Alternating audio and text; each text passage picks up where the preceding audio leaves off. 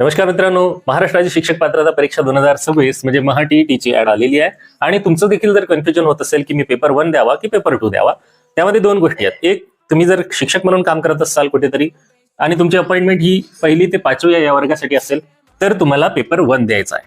आणि जर तुम्ही शिक्षक म्हणून 6वी ते 8वी साठी तुमची अपॉइंटमेंट असेल तर तुम्हाला पेपर 2 क्वालिफाय करणं आवश्यक आहे.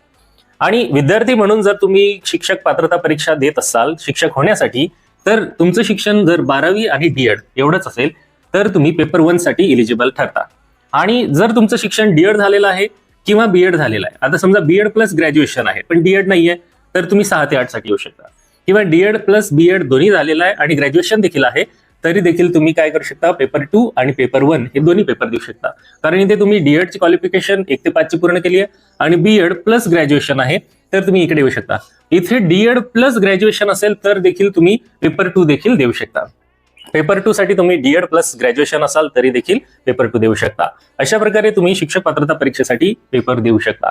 आणि जर तुम्ही शिक्षक पात्रता परीक्षेची तयारी करत असाल तर आताच आपल्या चॅनलला सबस्क्राईब करा, जवळच्या बेल आयकॉनला प्रेस करा, जेणेकरून तुम्हाला असेच महत्त्वपूर्ण अपडेट्स आणि शिक्षक पात्रता परीक्षेसंदर्भात मार्गदर्शनपर व्हिडिओज मिळत जातील. पुन्हा भेटूया नवीन व्हिडिओमध्ये. तोपर्यंत आपल्या सर्वांना खूप खूप शुभेच्छा. Thanks for watching the video.